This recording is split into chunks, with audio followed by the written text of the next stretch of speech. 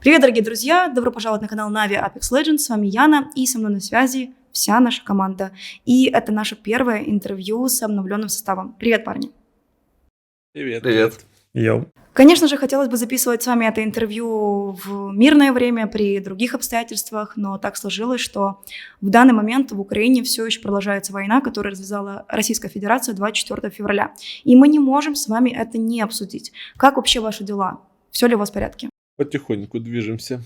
Да, вот вернулся в Киев из Львова. У меня все в порядке. Вся семья, все родные со мной во Львове, поэтому все живы-здоровы. Ребята, где вы находились в момент, когда в Украине началась война? В Киеве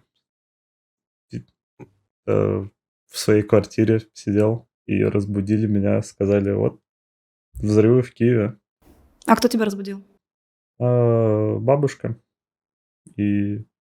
И мы начали собираться и поехали к папе, потому что у него дом лучше обустроен для этого бомбоубежища в подвале. Все там же в Киеве. Да, в Киеве. Мгм. Как долго ты находился в Киеве?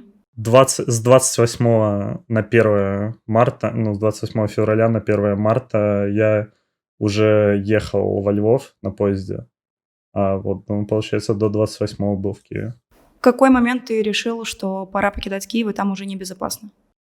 Когда начали появляться новости о том, что вот эта вот колонна 40-километровая подходит к Киеву, вот это вот все, когда начало происходить, я думал, что, сейчас Киев начнут штурмовать, и тогда решил, что пора уходить. Пытался семью с собой говорить поехать, но они сказали, что, куда они поедут, и по итогу поехал сам. Как долго ты вообще туда добирался? Потому что, очевидно, в те дни был максимальный хаос как на ЖД-вокзалах, так и на всех дорогах Украины.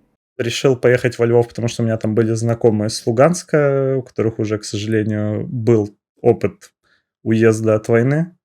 Мы с ними договорились, я поехал, и в поезде, на удивление, было очень мало людей, но это, скорее всего, было обусловлено тем, что на Киевском вокзале я пробыл 5 часов после начала комендантского часа, и количество людей очень заметно уменьшилось от того, как я приехал и когда уезжал.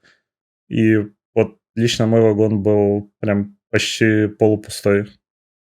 Даже не наполовину забит. Я Мгм. видел, что были вагоны, в которых там по 16 человек сидело, там, где должно было сидеть 4. Такая вот ситуация. Как долго ты по итогу находился во Львове? Почему ты решил вернуться снова в Киев? Во Львове, получается, был с 1 до 3 или 4 апреля. Мгм. И решил вернуться в Киев, потому что, русские войска отошли от него. Кличко говорил, что еще лучше немножко повременить с возвратом. Я решил, уже хочется к семье, конечно, вернуться, и поехал. Хрон, давай тогда обсудим с тобой, как для тебя началось утро 24 февраля и какие вообще были первые эмоции в тот момент. Сначала просто не поверил в это. Я не спал в то время, у меня режим вообще сбитый, поэтому я начал видеть новости, там, читать твиттер и так далее, проверять информацию. И первое, что я сделал, это позвонил брату и хотел с ним обсудить, что он думает по этому поводу, что делать дальше. Но к чему по итогу пришли, что нужно оставаться? Да, по итогу просто решили собрать всю семью во Львове, и чтобы были все в безопасности, потому что мы посчитали, что Львов самый такой безопасный город, и еще если семья захочет уехать в Европу, то можно будет их со Львова вместе всех выслать. Толя, у тебя немного другая ситуация. Как ты узнал о том, что в Украине началась война? Где ты находился в тот момент и какие были у тебя тоже первые мысли по этому поводу? Находился, как и любой нормальный геймер, дома, Мгм. когда в этот день, я даже не помню, честно, как я узнал, мне кажется, где-то с каких-то телеграм-каналов или что-то такое в новостях. Первым делом, мне кажется, я пошел Санечку и Хрону написать, как у них дела, что происходит вообще и так далее. Ну, Паника была, да. Ну, типа, у меня какая-то такая легкая паника была. ребят, очевидно, что до 24 февраля было очень много новостей и разных слухов о том, что война все-таки возможна. Как вы реагировали на все эти новости? Обсуждали ли вы это внутри команды? Вообще нет, никто о таком не думал. Внутри команды не было ничего про это сказано, по-моему. Но я вместе со знакомым вот как раз 23 числа уже планировали либо вот до выходных, потому что 24 это четверг вроде был. Вот 23 числа планировали либо до выходных уже переезжать в Польшу, либо после выходных. Но не судьба была. Ребята, как реагировала киберспортивная комьюнити на все происходящее? Писали ли вам игроки из других киберспортивных организаций, сами организации? И если писали, то что это были за сообщения? Слова поддержки, либо какие-то предложения помощи, или наоборот какая-то критика в сторону вашей позиции? Писало очень много людей.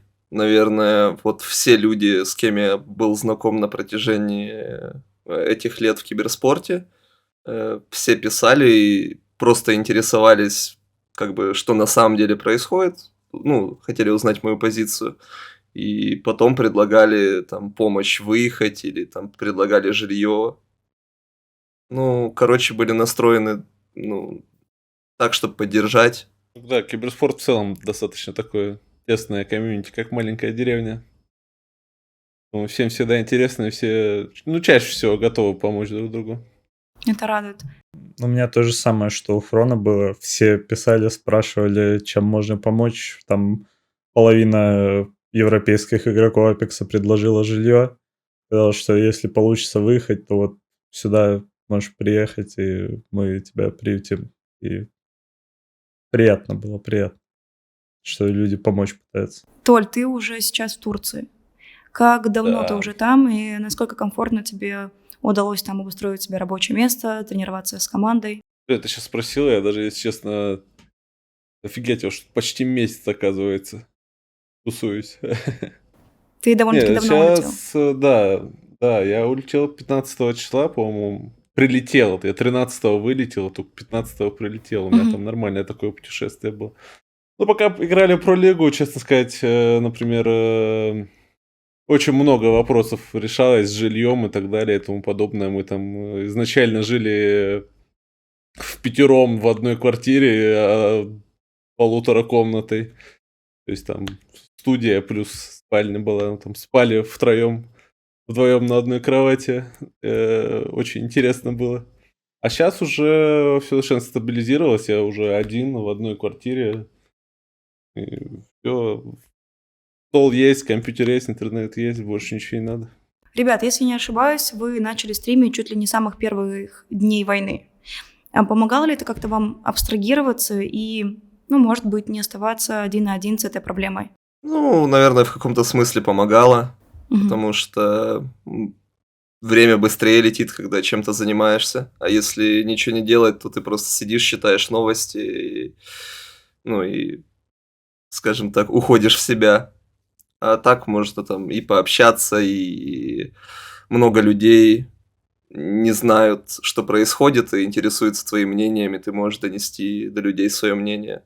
Конечно, также будет много хейта в это время и сообщений, которые пытаются тебя задеть или там, чтобы ты подгорел, но это нормально. Все равно можно донести до людей правду, можно пообщаться. Насколько часто вы вообще обсуждаете войну на стримах?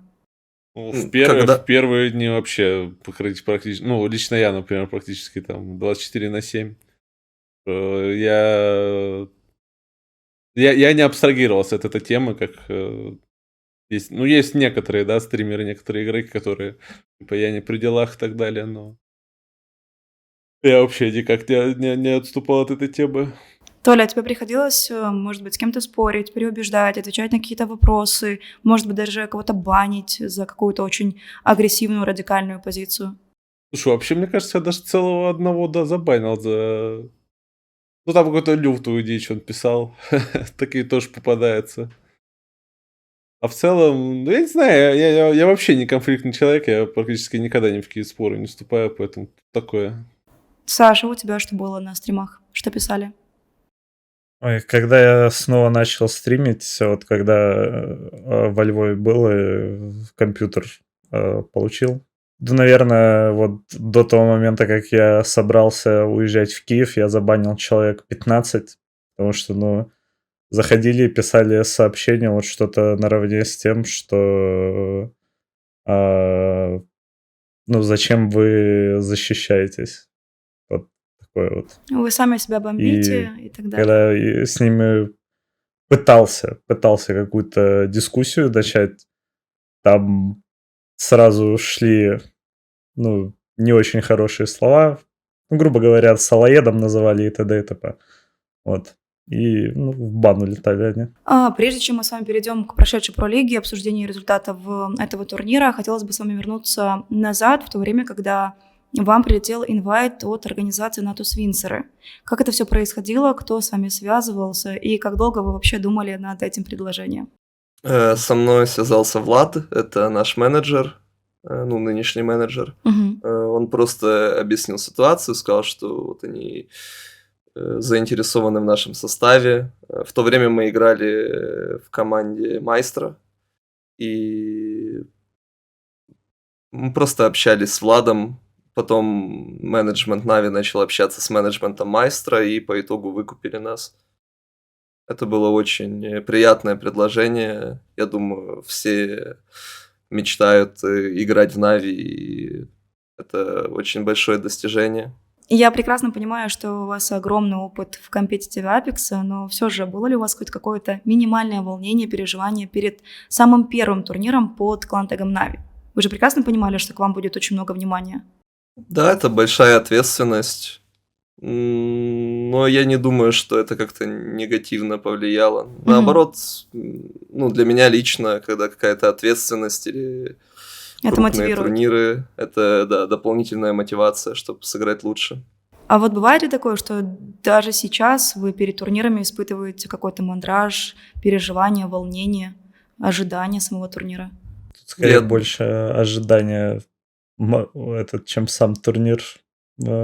Потому что, ну, когда уже играешь, ну, не думаешь о том, что будет, ты просто делаешь то, что делаешь. Сейчас, честно сказать, такая ситуация в мире, что нервов вне игры больше, чем в игре. Да. Поэтому Есть такое.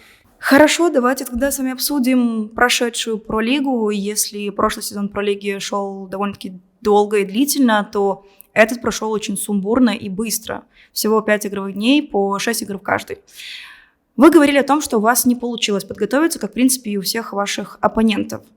Но в этом сезоне произошли пару изменений. Во-первых, это расширение маппула. Появилась еще одна карта. Как сильно повлияло это на вашу игру на этом турнире, и какая из этих двух карт более приоритетна для команды? Ну, вся команда, опять-таки, в одинаковых условиях была. Ни у кого не было шанса особо подготовиться на ней, правда. Ну, правда, вот жаль, что, так скажем, если World's Edge изучен вдоль и поперек, и там каждый уголок знаком, и ты знаешь каждый пиксель, где можно спрятаться и так далее, ну, конечно, на штормпоинте очень тяжело такие знания было получить. Но опять-таки все команды были примерно в этих условиях, поэтому такое. А какая карта лично вам больше всего нравится? Какая более комфортна для команды? Ну, мне лично нравится все новое. Ну, наверное, мы играем лучше в World's Edge, как и все другие команды, потому что просто мы уже играем 2 года, и все плюс-минус все знают и готовы к этой карте. А новые карты — это просто какой-то новый экспириенс, и просто интереснее играть новые карты, поэтому я надеюсь, что в будущем маппул будет еще расширяться. Мне на Штормпойнте очень сильно понравилось играть. Это намного более открытая карта, чем World's Edge. Намного команды по-другому играют. Некоторые команды даже, по-моему, чересчур агрессивно играют. В сравнении с тем, как они бы на World's Edge играли. Это те, которые на контроллерах играют, нет? Которые на контроллерах, они в общем агрессивнее играют, чем команды, которые могут промахиваться. Кстати, как дела с контроллерами уже в этом сезоне? Поменялось ли что-то? Нет, ничего абсолютно. Они Как респаун... уничтожали, да, да. так уничтожают. С этим, скорее всего, ничего менять не будут, потому что а, большая часть игроков, она как раз-таки на консолях играет, насколько я знаю по статистике, которую они показывали. И поэтому они с этим, скорее всего, ничего делать не будут. В отличие от СНГ региона, мне кажется, да, вот где-то в Америке, например, очень развит вот рынок именно консольного гейминга, то есть там, не знаю, у меня такое чувство, что пропорции там 90 к 10 консоли к ПК-геймерам, поэтому... Ну, в целом, электроника кажется достаточно сильно направлена на иные куда-то регион, поэтому... Ну, пока Поэтому это да. удобно разработчику и турнирным операторам, это будет продолжаться. Вот и все. Да, Вся конечно. суть. Ребята, есть ли у вас какое-то, может быть, предвзятое отношение к тем командам, которые начинали изначально свой путь в компетитиве на ПК, а потом такие: о, есть контроллеры и как бы есть преимущества, поэтому почему бы этим не воспользоваться? Ну, таких Предвзятого отношения минимум, нету. да. Ну, по типу, ты был рожден для того, чтобы бороться со злом, а не примкнуть к нему. Что-то в этом роде. Не. Да таких, Я, наоборот, к которые этому отношусь успешно... по-другому, что, ну, если он научился играть и этим зарабатывает, ну, это его право, он молодец. Опять-таки, да, есть какое-то заблуждение среди рядовых геймеров, когда там про-плееры ноют про то, что взял контроллер и начал побеждать, но очевидно, что так не работает. Все равно тебе надо очень-очень-очень много времени вкладывать в... Даже этими стиками водить. То есть не все так просто. Дим, вот ты сказал о том, что в World Age вам нравится больше и у вас там лучше показатели, но, как показывает эта пролига, именно на Stormpoint игровая статистика у вас лучше. Как сами думаете, с чем это связано? Да, вообще как-то очень хаотично и сумбурно прошли все дни. Да, это правда. Сложно сказать.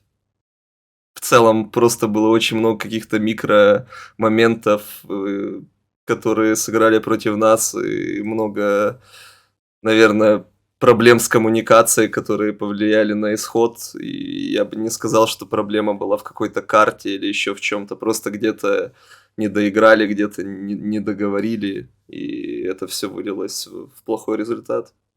Просто вы действительно очень здорово стартанули на этом турнире, и на первой же карте забрали топ-3 5 киллов, потом топ-1 11 киллов, и потом, к сожалению, результаты пошли на спад. Поэтому, скорее всего, недостаток времени на подготовку, какие-то мискоммуникации, может быть, какие-то внутренние какие-то моменты в команде все-таки повлияли.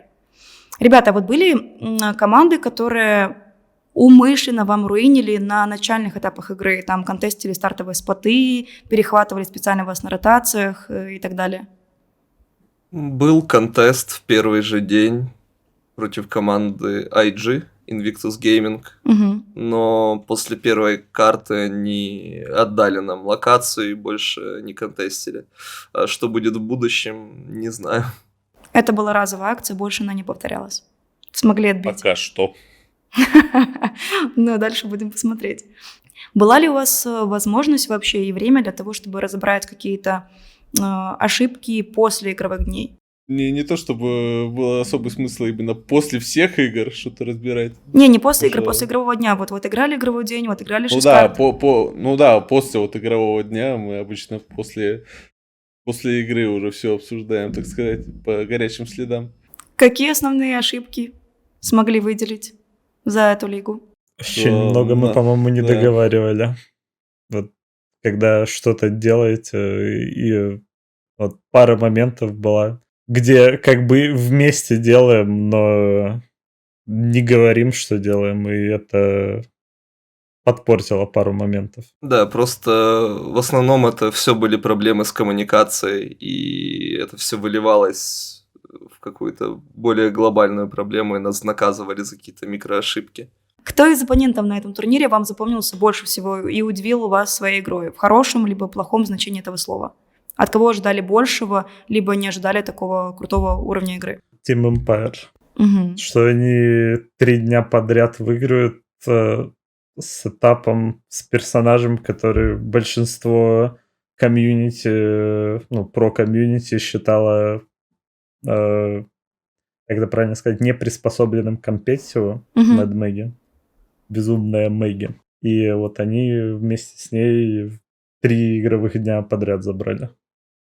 Такого перформанса я от них, честно, не ожидал. Я знал, что они хорошо играют, но настолько хорошо я не был готов увидеть. Планируете ли вы в дальнейшем перед следующим турниром тоже поменять сетап своих героев? Не то чтобы перед следующим турниром, мы буквально каждые 2 матча это планируем. Ну, наверное, на разных картах будут разные сетапы. Но в целом следующий турнир через месяц будет примерно.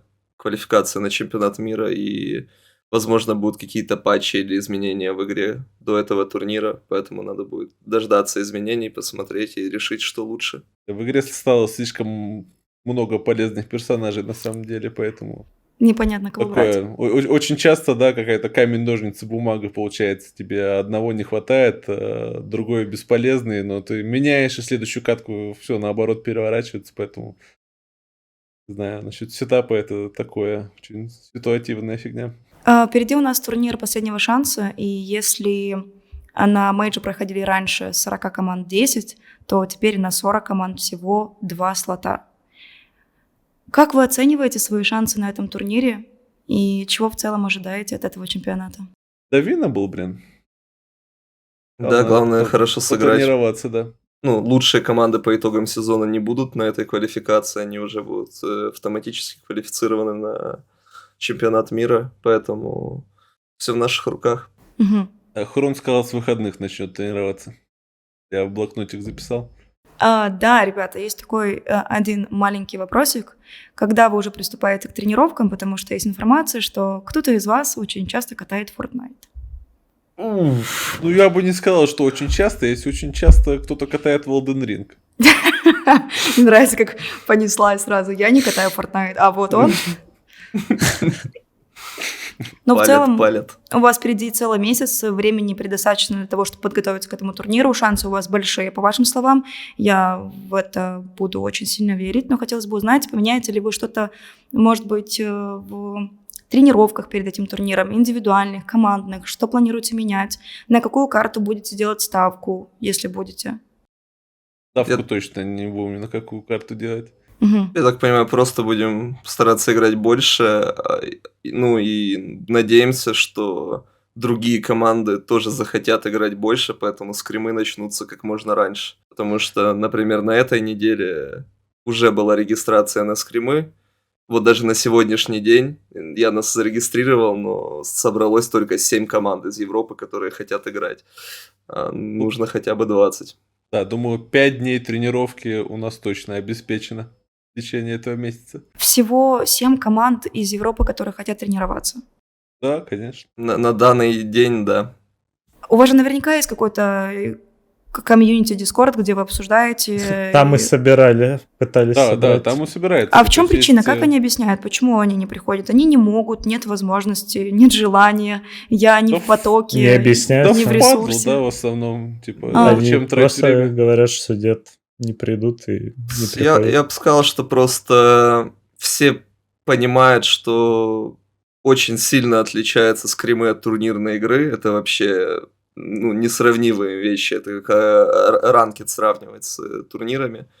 И много команд просто считает, что это им не нужно, и там, выгоднее пойти погонять ранкед, постримить, покачать медиичку, и выбирает этот путь.